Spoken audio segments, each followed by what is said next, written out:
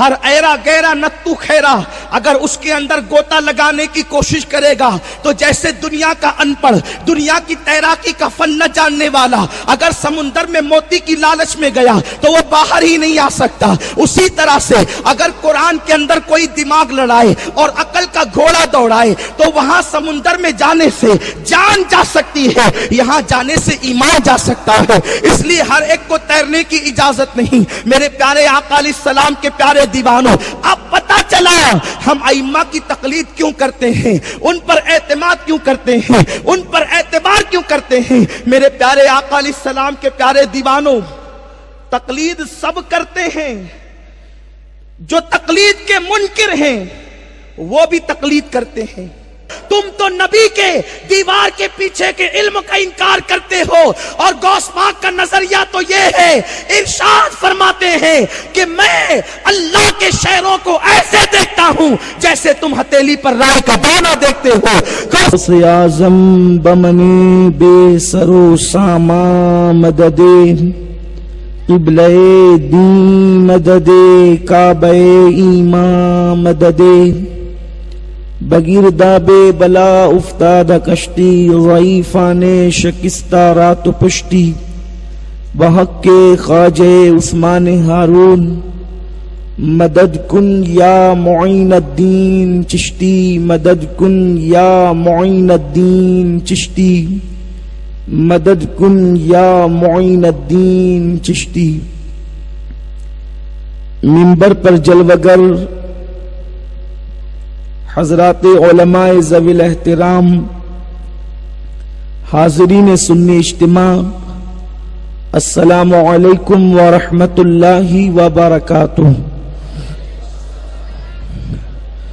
آئیے ہم اور آپ مل کر انتہائی عقیدت و محبت کے ساتھ اپنے اور ساری کائنات کے مرکز عقیدت انیس بے کساں چارہ ساز درد منداں، ہم غریبوں کے غم گسار مصطفیٰ جان رحمت حضور احمد مجتبی محمد مصطفیٰ ارواح نافدہ صلی اللہ تعالی علیہ وسلم کی بارگاہ بے کس پناہ میں جس طریقے سے میں پڑھاؤں آپ بھی میرے ساتھ مل کر بلند آواز سے پڑھیں۔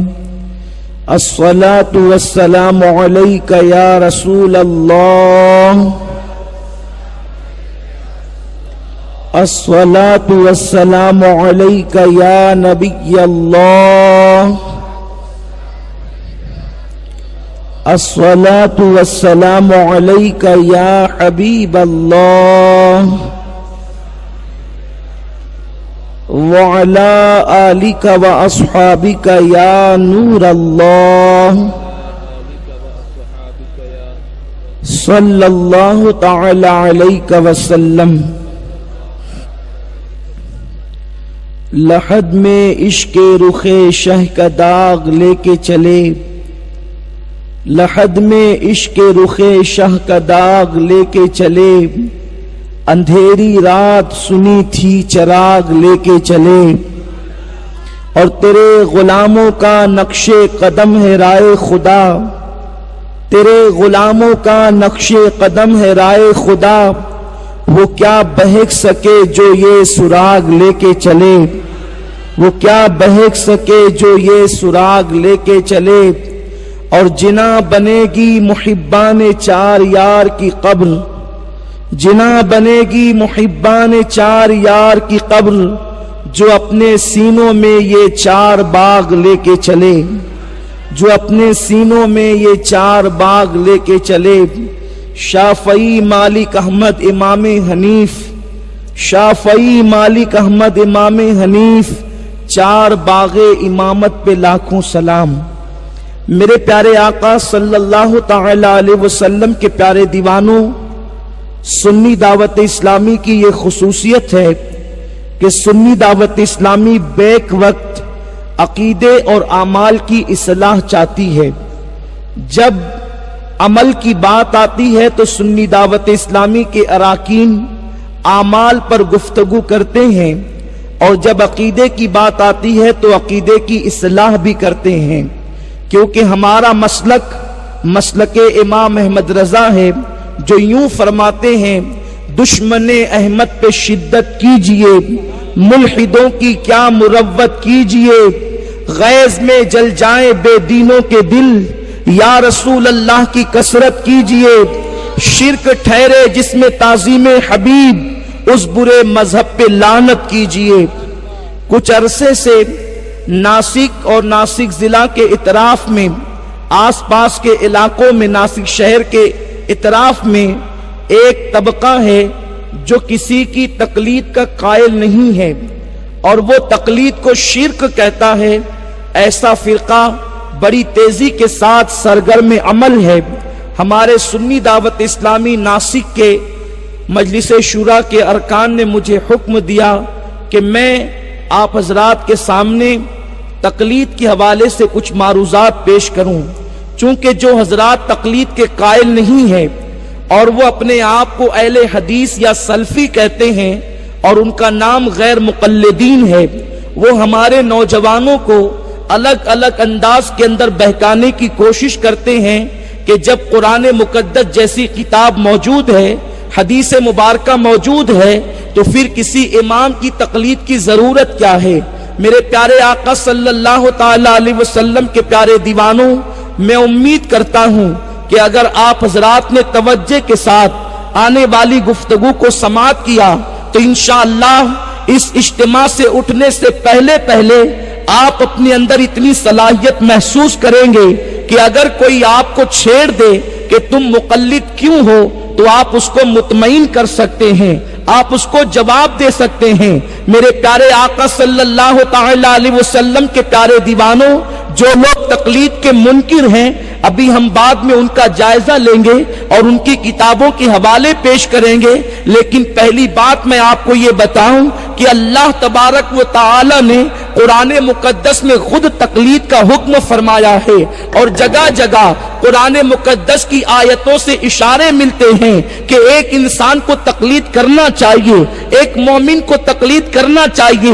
جتنے سوالات آپ سے کیے جاتے ہیں، انشاءاللہ آج کی اس محفل کے اندر وقت میں گنجائش رہی تو ان سوالوں کے جوابات بھی پیش کیے جائیں گے، اس لیے کہ ہمارے نوجوانوں کو تقلید کے متعلق علم نہیں ہے۔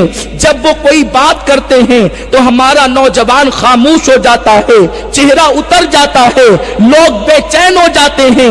میرے پیارے آقا صلی اللہ علیہ وسلم کے پیارے دیوانوں، قرآن کے ہوتے ہوئے تقلید کی ضرورت کیا ہے؟ حدیث کے ہوتے ہوئے تقلید کی ضرورت کیا ہے؟ یہ سوال کتنا اچھا سوال ہے، لیکن اس کے پیچھے کتنی گندی نیتیں موجود ہے۔ دراصل بات یہ ہے کہ ہر باطل فرقے کا انداز یہ ہے، وہ نعرہ اچھا لگاتے ہیں اور اس کے پیچھے ان کے گناونی سازش ہوا کرتی ہے۔ میرے پیارے آقا علیہ السلام کے پیارے دیوانوں، یقیناً قرآن اور حدیث کے ہوتے ہوئے تقلید کی ضرورت کیا ہے؟ جب قرآن مقدس کے اندر علم موجود ہے، قرآن کے اندر مسائل موجود ہے، تو اس کے بعد پھر کسی امام کی تقلید کی ضرورت کیا ہے؟ تو اس کا جواب یہ ہے، سنو، جس مسئلے کو قرآن نے وضاحت کے ساتھ بیان کیا، حدیث میں وضاحت کے ساتھ بیان کیا گیا، ہم اس مسئلے میں کسی امام کی تقلید نہیں کرتے۔ مثال کے طور پر نماز 5 وقت پڑھی جاتی ہے، اس میں ہم کسی امام کے مقلد نہیں ہیں۔ حدیث مبارکہ میں اور آقا کریم صلی اللہ علیہ وسلم نہیں ہے، حدیث مبارکہ میں اور آقا کریم صلی اللہ علیہ وسلم کی زندگی میں یہ بات تواتر کے ساتھ ثابت ہے، یہ بات یقینی طور پر ثابت ہے۔ جیسے دن کے بعد رات کا آنا یقینی ہے، جیسے سورج غروب ہونے کے بعد رات کا آنا یقینی ہے، ویسے یہ بات مسلمان کا بچہ جانتا ہے کہ 5 وقت کی نماز مومنین پہ فرض ہے، کیونکہ اللہ کے رسول نے پڑھ کر دکھائی ہے۔ 5 وقت کی نماز پڑھ لی گئی ہے، اس لیے 5 وقت کی نماز کے معاملے میں کہ 5 وقت کی نماز ہے، اس میں ہم نہ امام اعظم کے مقلد ہیں، نہ امام شافعی شافعی کے مقلد ہیں، ہم اس میں مقلد نہیں ہیں۔ قرآن نے جس مسئلے کو وضاحت سے بیان کیا، حدیث نے جس مسئلے کو وضاحت سے بیان کیا، ہم اس میں کسی کے مقلد نہیں ہیں۔ ہم مقلد کن مسائل میں ہیں؟ جس مسئلے کو قرآن نے وضاحت کے ساتھ بیان نہیں کیا، ہم اس کو حدیث میں تلاش کرتے ہیں، اور جس مسئلے کو حدیث نے وضاحت کے ساتھ بیان نہیں کیا، اس مسئلے میں ہم ائمہ کی تقلید کرتے ہیں۔ اب یہ سوال ہی لغو ہے کہ قرآن اور حدیث کے ہوتے ہوئے کسی امام کی تقلید کی ضرورت کیا ہے؟ ارے جس مسئلے کو قرآن نے وضاحت سے بیان نہیں کیا، جس کو مسئلے کو حدیث میں وضاحت سے بیان نہیں کیا گیا، اس مسئلے میں ہم ائمہ کی تقلید کرتے ہیں۔ اب آپ مجھے بتائیں تو پھر یہ سوال کرنے کا حق کیسے ہے؟ بات اتنی ہے کہ قرآن مقدس کے اندر اللہ تبارک و تعالی نے سارے مسائل کو بیان کر دیا ہے، حدیث پاک میں بھی میرے سرکار نے سارے مسائل کو بیان کیا ہے، اس کی اصل قرآن اور حدیث میں موجود ہے۔ پھر ہم ائمہ کی تقلید کیوں کرتے ہیں؟ جب قرآن میں مسئلہ موجود ہے لیکن وضاحت کے ساتھ نہیں ہے، حدیث میں مسئلہ موجود ہے مگر وضاحت کے ساتھ نہیں ہے، تو ہم ائمہ کی تقلید کیوں کرتے ہیں؟ دیکھو، جو مسئلہ واضح ہے اس میں ہم مقلد نہیں، جو واضح نہیں ہے اس میں مقلد ہیں۔ اس کو ایک مثال کے ذریعے سے سمجھو کہ قرآن میں اللہ نے ہر چیز کا بیان نازل فرمایا، مگر ہم ائمہ کے محتاج ہے قرآن سمجھنے کے لیے۔ وہ یوں کہ سمندر کے اندر موتی ہے، اس کا علم کسے نہیں ہے۔ مزدور بھی جانتا ہے کہ سمندر میں موتی ہے، سیٹ بھی جانتا ہے کہ سمندر میں موتی ہے، عالم بھی جانتا ہے سمندر میں موتی ہے، جاہل بھی جانتا ہے سمندر میں موتی ہے۔ لیکن مجھے بتاؤ، جب سب کو معلوم ہے سمندر میں موتی ہے، لیکن ہر آدمی سمندر میں چھلانگ کیوں نہیں لگاتا؟ جب معلوم ہے سمندر میں موتی ہے تو پھر چھلانگ لگاؤ اور موتی نکال لو، پھر تمہیں ٹھیلا چلانے کی ضرورت نہیں پڑے گی، پھر تمہیں لوم چلانے کی ضرورت نہیں پڑے گی، پھر تمہیں کفان کی دکان لے کر بیٹھنے کی ضرورت نہیں پڑے گی، بلکہ اللہ اکبر پھر تمہیں مسجد میں امامت کی ضرورت بھی نہیں پڑے گی۔ جب تم موتی سمندر سے نکالتے جاؤ گے تو کروڑ پتی بن جاؤ گے، اربوں پتی بن جاؤ گے۔ لیکن مجھے بتاؤ، جب سب کو معلوم ہے کہ موتی سمندر میں موجود ہے مگر ہر کوئی اس میں چھلانگ نہیں لگاتا، معلوم ہونا اور بات ہے لیکن ہر چھلانگ نہیں لگاتا، اس لیے نہیں لگاتا کہ موتی تک جانے کے لیے غواص کی ضرورت ہوتی ہے، اور جب غواص جو تیرنے کا فن جانتا ہے، جو سانس روکنے کا فن جانتا ہے، جو اترنے کا فن جانتا ہے، جو موتی تلاش کرنے کا فن جانتا ہے، دنیا اس غواص کو تلاش کرتی ہے، وہ اندر تہ میں جاتا ہے، اور جتنا ماہر تیراک ہوتا ہے، جتنا ماہر غواص ہوتا ہے،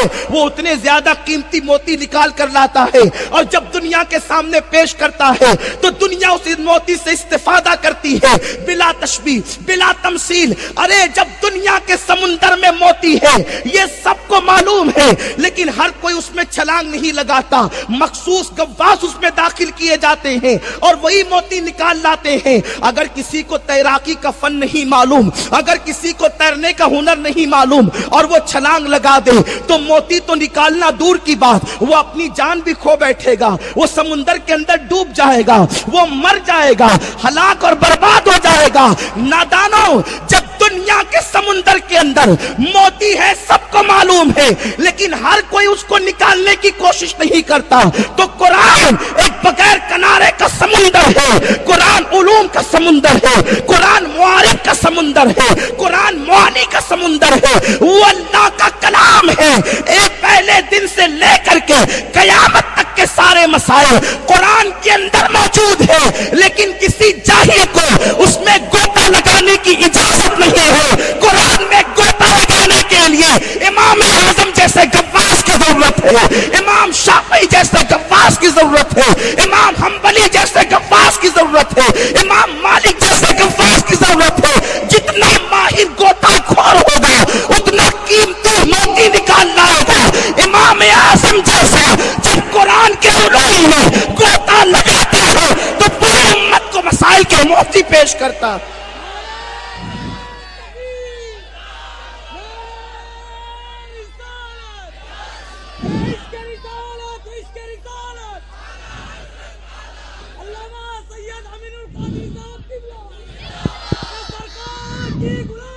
سنی دعوت اسلامی مسلک اعلی حضرت مولانا سید امین القادری صاحب قبلہ، سنی دعوت اسلامی، سرکار کی غلامی۔ وہ سمندر ہے علوم کا، وہ سمندر ہے مسائل کا، لیکن اس میں غواص کی ضرورت ہے۔ ہر ایرا گیرا نتو خیرا اگر اس کے اندر گوتا لگانے کی کوشش کرے گا تو جیسے دنیا کا ان پڑھ، دنیا کی تیراکی کا فن نہ جاننے والا اگر سمندر میں موتی کی لالچ میں گیا تو وہ باہر ہی نہیں آ سکتا، اسی طرح سے اگر قرآن کے اندر کوئی دماغ لڑائے اور عقل کا گھوڑا دوڑائے تو وہاں سمندر میں جانے سے جان جا سکتی ہے، یہاں جانے سے ایمان جا سکتا ہے۔ اس لیے ہر ایک کو تیرنے کی اجازت نہیں۔ میرے پیارے آقا علیہ السلام کے پیارے دیوانوں، اب پتہ چلا ہم ائمہ کی تقلید کیوں کرتے ہیں، ان پر اعتماد کیوں کرتے ہیں، ان پر اعتبار کیوں کرتے ہیں۔ میرے پیارے آقا علیہ السلام کے پیارے دیوانوں، تقلید سب کرتے ہیں، جو تقلید کے منکر ہیں وہ بھی تقلید کرتے ہیں، اس لیے کہ تقلید کا مطلب ہوتا ہے کہ کسی مسئلے کو دلیل پر نگاہ کیے بغیر اس کو ماننا اور اس پر عمل کرنا، اس کا نام تقلید ہے۔ یوں تو اس کی بڑی اصطلاحات ہیں، میں ان اصطلاحات میں آپ کو نہیں لے جاؤں گا، میں آپ میں سے ہوں، آپ کی زبان بولتا ہوں کہ بغیر کسی دلیل پر نگاہ کیے ہوئے اس کو ماننا، اس پر عمل کرنا، اس کا نام تقلید ہے۔ اب آپ مجھے بتائیں، امام اعظم کوئی مسئلہ بیان کرتے ہیں تو ہم اس میں دلیل نہیں مانگتے، ہمارے امام نے بیان کیا، قرآن اور حدیث میں صراحت کے ساتھ موجود نہیں ہے، اس لیے ہم اس کو جو ہے اس مسئلے کو مان لیتے ہیں، اس پر عمل کرتے ہیں۔ امام شافعی نے بیان کیا، شوافی اس کو مان لیتے ہیں۔ امام احمد ابن حنبل نے بیان کیا، حنبلی اس کو مان لیتے ہیں۔ امام مالک نے بیان کیا، امام مالک کے ماننے والے مالکی اس کو مان لیتے ہیں، لیکن جو غیر مقلدین ہیں وہ بھی تقلید کرتے ہیں، کیونکہ اللہ نے قرآن میں فرمایا فَاسْأَلُوا أَهْلَ الذِّكْرِ إِن كُنتُمْ لَا تَعْلَمُونَ، علم والوں سے پوچھ لو جو تم نہیں جانتے، اہل ذکر سے پوچھ لو جو تم نہیں جانتے۔ اب آپ مجھے بتاؤ، غیر مقلدین کا پان کی دکان لگانے والا یا ٹھیلا ڈھکیلنے والا یا رکشہ چلانے والا یا بس چلانے والا یا ٹیچر یا ڈاکٹر یا انجینئر جب کسی مسئلے میں پریشان ہوتا ہے تو وہ اپنے مولوی سے پوچھتا تو ہے، اور اس کا مولوی جو فتویٰ دیتا ہے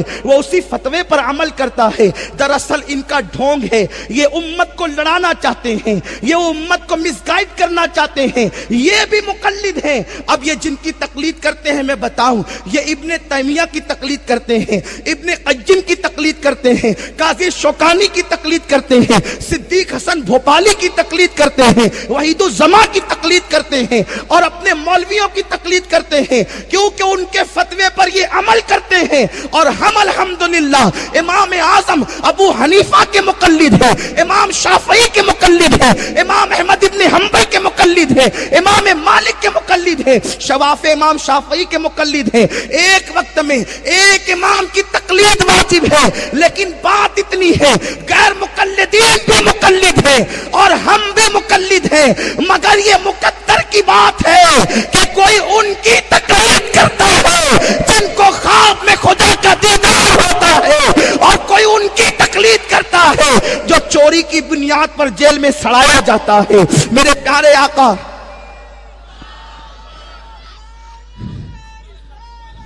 یا رسول اللہ، اعلی حضرت، اعلی حضرت، مقلد وہ بھی ہیں۔ سنیوں اپنے مقدر پہ ناز کرو، ہم کس کے مقلد ہیں؟ ہم حنفی ہیں اگر تو قرآن میں اللہ فرماتا ہے وَآخَرِينَ مِنْهُمْ لَمَّا يَلْحَقُوا، اے محبوب کچھ ہوں گے جو آپ کے جو بعد میں آ کر آپ سے جڑیں گے، آپ سے جوائن ہوں گے۔ جب سورہ جمعہ کی یہ آیت کریمہ نازل ہوئی کہ کچھ ہوں گے جو بعد میں آ کر آپ سے جڑیں گے، تو صحابہ کرام موجود تھے۔ صحابہ کرام نے عرض کیا یا رسول اللہ، سابقون الاولون تو آ کر آپ سے مل گئے، آپ کے صحابہ تو آپ سے جڑ گئے، قرآن کہتا ہے جو بعد میں آ کر آپ سے جڑیں گے हुजूर ये किसके लिए है, ये कौन लोगों के लिए है?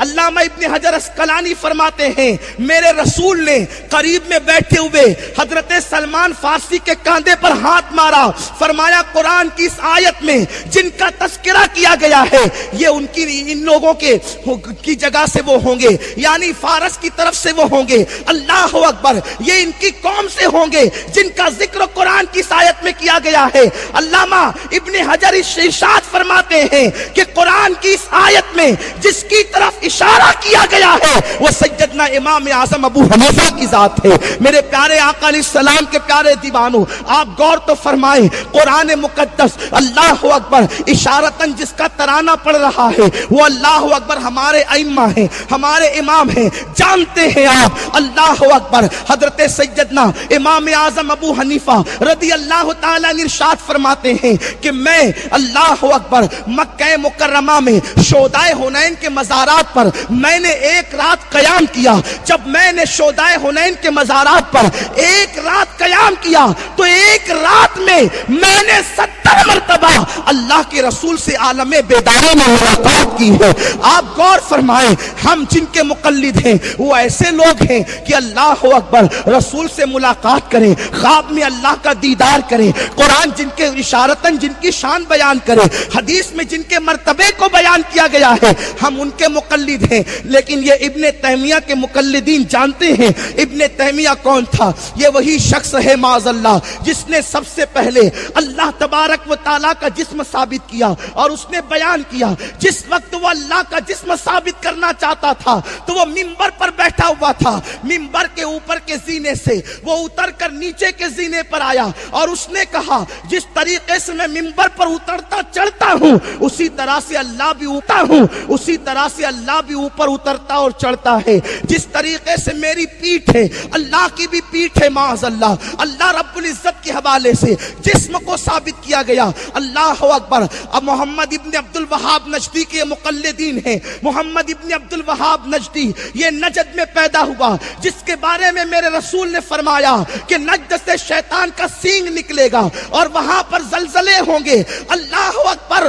वो नजदी जालिम ने एक मर्तबा कुर्सी पर बैठ करके अपने पैरों को यूं हिलाया और कहने लगा जैसे कुर्सी पे बैठ के मैं पैर हिलाता हूं वैसे अल्लाह अपनी कुर्सी पर बैठकर पैर हिला रहा है और अल्लाह के वजन से उसकी कुर्सी चरचरा रही है। अल्लाह अकबर। ये जिसके मुक़ल्लिद है उनका अकीदा ये है, वो कहता है कि मैं अपनी लाठी से बकरी को डरा करके भगा सकता हूं, यानी अपनी लाठी से मैं जितना फायदा उठा सकता हूं, मेरी लकड़ी मुझे जितना फायदा पहुंचा सकती है उतना फायदा मोहम्मद अपनी उम्मत को नहीं पहुंचा सकते। मेरे प्यारे आका अलैहिस्सलाम के प्यारे दीवानों, ये उनके मुक़ल्लिद हैं। दरअसल बात ये है तकलीद वो भी करते हैं, तकलीद हम भी करते हैं, लेकिन हम किनके? अगर कोई इमाम आज़म का मुक़ल्लिद है तो आप इमाम आज़म की शान सुन चुके, उनके तक़वे को सुने। अल्लाह अकबर। एक मर्तबा इमाम आज़म अबू हनीफा रदी अल्लाह ताला अन्हु ने नमाज इशा के अंदर इज़ा ज़ुल्ज़िलतिल अर्दु ज़िलज़ालहा इस सूरह मुबारका की तिलावत की और उसमें क़यामत का जिक्र किया गया है। इमाम आज़म अबू हनीफा क़यामत के जिक्र से लरज़ गए। फ़मन यअमल मिस्क़ाल ज़र्रतिन खैरन यरा व मन यअमल मिस्क़ाल ज़र्रतिन शर्रन यरा। एक जर्रे के बराबर नेकी की होगी तो अल्लाह तुम्हें वो भी दिखा देगा, एक जर्रे के बराबर बुराई की होगी अल्लाह तुम्हें उसको भी दिखा देगा। इमाम आज़म रोते रोते नमाज को मुकम्मल करते हैं और उसके बाद जब नमाज मुकम्मल होती है लोग निकल निकल कर चले जाते हैं। इमाम आज़म अपनी दाढ़ी को पकड़ते हैं। अल्लाह अकबर। सुन्नियों अपने मुकद्दर पर नाज करो, हम हनफी हैं तो हमारा मुकद्दर कैसा है, अल्लाह ने कैसा इमाम अता फरमाया। अल्लाह अकबर। खौफ का ये आलम है, खशियत रब्बानी का ये आलम है। इमाम आज़म दाढ़ी पकड़कर रोते हैं और अर्ज करते हैं मेरे करीम नौमान के बुढ़ापे पर रहम फरमा, मेरे करीम नौमान के बुढ़ापे पर रहम फरमा।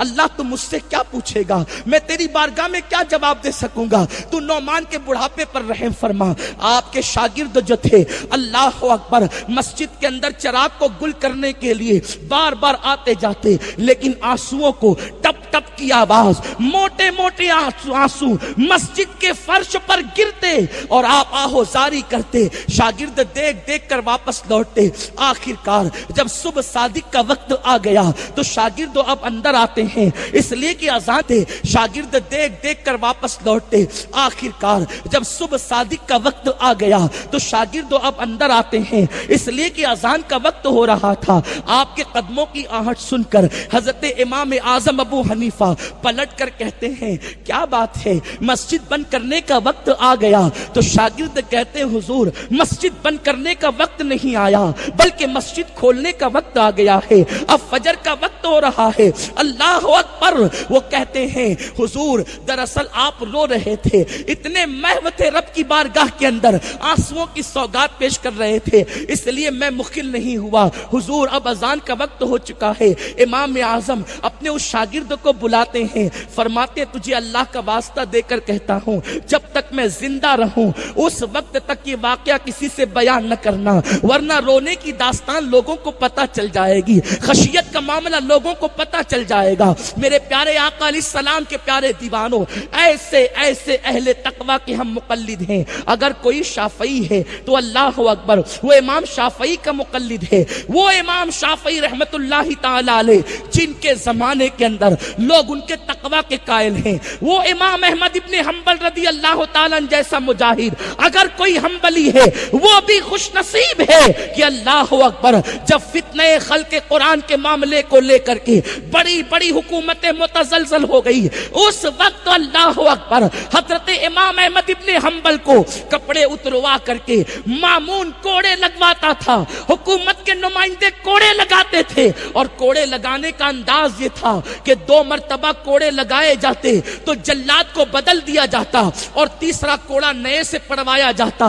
पूछा गया, जल्लाद बदल बदल कर कोड़े क्यों लगाए जाते हैं? तो अल्लाह अकबर जवाब दिया गया, ताकि ताजा दम कोड़े जब अहमद इब्ने हंबल को लगेंगे तो वो मुतज़लज़ल हो जाएंगे, अपनी अकीदे से हाथ धो बैठेंगे और हुकूमत के आगे घुटने टेक देंगे।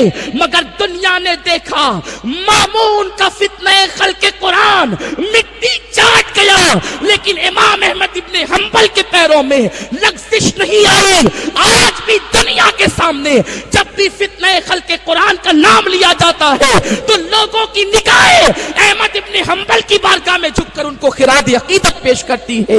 वो इमाम मालिक जिसकी बुनियाद पर दुनिया मालिकी कहलाती है, वो कैसे आशिक़ रसूल थे। अल्लाह अकबर, पूरी जिंदगी मदीने मुनव्वरा में रहे, एक हज किया, दूसरे हज के लिए नहीं गए।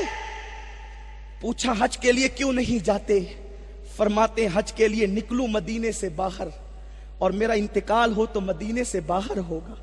मैं ये चाहता हूं कि मैं मदीने में मरूं, क्योंकि आका ने फरमाया, हो सके तो मदीने मुनव्वरा में मरना, जो मदीने मुनव्वरा में मरेगा क़यामत के दिन वो मेरे साथ उठाया जाएगा, मैं उसकी शफाअत करूंगा, मैं उसके ईमान की गवाही दूंगा। ये इमाम आजम का, इमाम मालिक का अंदाज है। जानते हैं, पूरी जिंदगी कभी मदीने मुनव्वरा में सवारी पर नहीं बैठे, इसलिए नहीं बैठे कि ये तो मेरे नबी का शहर है जिसमें मेरे रसूल आराम कर रहे हों, मैं उसमें सवारी पर कैसे बैठूं। अल्लाह अकबर, जब मदीने मुनव्वरा के अंदर आपको पेशाब और पाखाने की हाजत होती तो दूर जाते, मदीने मुनव्वरा की सरहद के बाहर निकलते और वहां पर हाजत से फारिग होते और इरशाद फरमाते, जिसमें मेरा महबूब आराम कर रहा हो उसमें कैसे पेशाब किया जाए, उस जमीन पर पाखाना कैसे किया जाए। अल्लाह अकबर। एक मर्तबा इमाम मालिक को कांटा चुभ गया। जब कांटा चुभा, शागिर्दों ने कहा, हुजूर इस कांटे को निकाल लीजिए, तकलीफ देगा।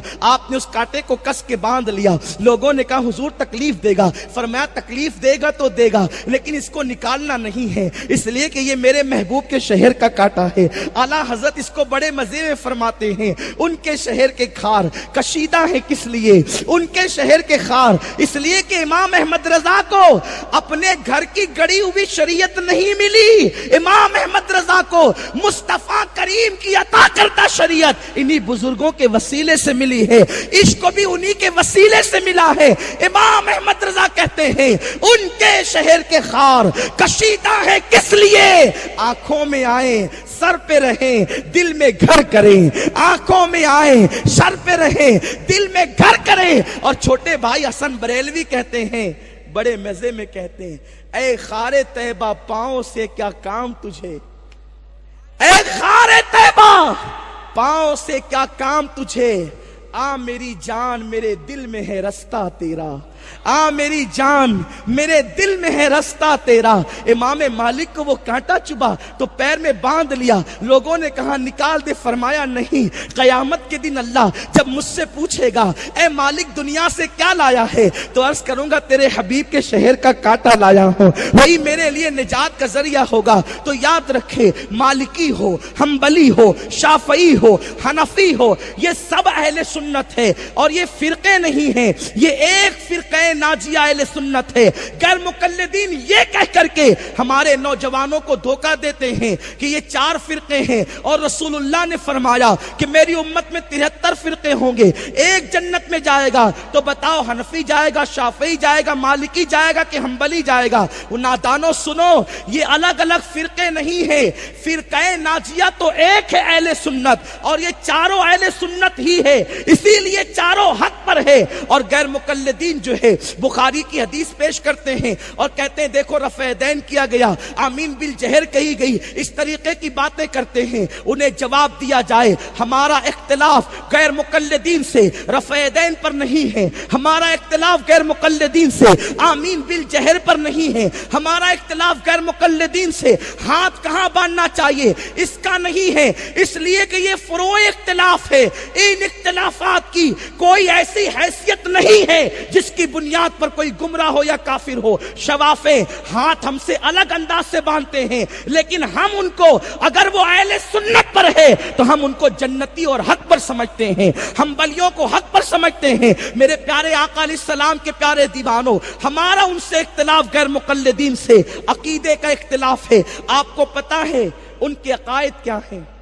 غیر مقلدین عقیدہ یہ رکھتے ہیں کہ معاذ اللہ محمد مر کر مٹی میں مل گئے، جبکہ سیاہ ستہ کی روایت ہے، آقا کریم کا فرمان ہے ان اللہ تعالی حرم علی الارض ان تاکل اجساد الانبیاء فنبی اللہ حی یرزق، بے شک اللہ نے زمین پر حرام کر دیا کہ وہ نبیوں کے جسموں کو کھائے، اللہ کا نبی زندہ ہے اور اسے روزی دی جاتی ہے۔ اللہ اکبر۔ داتا علی حجوری امام اعظم کے مقلد ہیں، سرکار غوث پاک امام احمد ابن حنبل کے مقلد ہیں، لیکن آپ مفتی تھے تو آپ چاروں مسلک کی رعایت کرتے ہوئے فتویٰ دیا کرتے تھے۔ یہ سرکار یہ کہتے ہیں غوث پاک ہمارے ہیں، ہماری عوام کو دھوکہ دیتے ہیں غوث پاک کی محبت کی بنیاد پر کہ یہ تو نیاز کرنے والے ہیں، غوث پاک کا نام لے کے ان کو ہم کھینچ لیں گے۔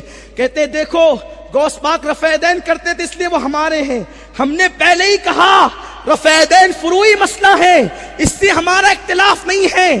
غوث پاک کو اگر تم اپنا ثابت کرنا چاہتے ہو تو تم غوث پاک کے عقیدے اپنے آپ کو ثابت کرو کہ جس عقیدے پہ غوث پاک تھے اسی عقیدے پر تم بھی ہو، یہ ثابت کرو۔ تم تو نبی کے دیوار کے پیچھے کے علم کا انکار کرتے ہو اور غوث پاک کا نظریہ تو یہ ہے، ارشاد فرماتے ہیں کہ میں اللہ کے شہروں کو ایسے دیکھتا ہوں جیسے تم ہتھیلی پر رائے کا دانہ دیکھتے ہو۔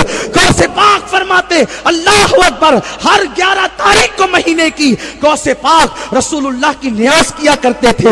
کیا تم بھی نیاز کرتے ہو؟ سنو، سرکار غوث پاک فرماتے ہیں تم رسول اللہ کے مزار پہ جانے کو کبھی شرک کا فتویٰ دیتے ہو، کبھی زنا سے بدتر لکھتے ہو، لیکن غوث پاک فرماتے ہیں رضی اللہ تعالیٰ عنہ کہ میرے مرشدان طریقت میں سب سے زیادہ اگر کسی کی قبر سے مجھے فائدہ پہنچا تو سیدنا معروف کرکھی کے مزار سے فائدہ پہنچا۔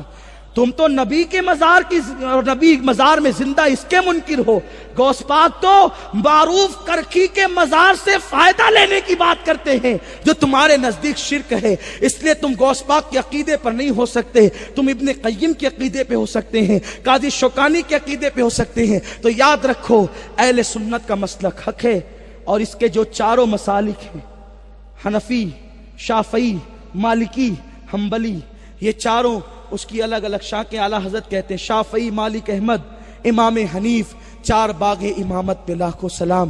اللہ ہر قوم کو اس کے امام کے ساتھ بلائے گا، کوئی امام اعظم کے ساتھ جائے گا، کوئی امام شافعی کے ساتھ جائے گا، کوئی احمد ابن حنبل کے ساتھ جائے گا، کوئی امام مالک کے ساتھ جائے گا۔ بیچارے ان کا تو کوئی امام ہی نہیں ہے، اور جو ہیں ہم تو ڈوبے ہیں صنم، تم کو بھی لے ڈوبیں گے۔ جو رسول اللہ کے گستاخ ہیں وہ خود جہنم میں اوندے منہ پڑے ہوں گے تو ان کو کیا بچا سکیں گے؟ اس لیے اہل سنت کے حق مسلک پر قائم رہو۔ مذہب اہل سنت کی یہ 4 شاخیں ہیں۔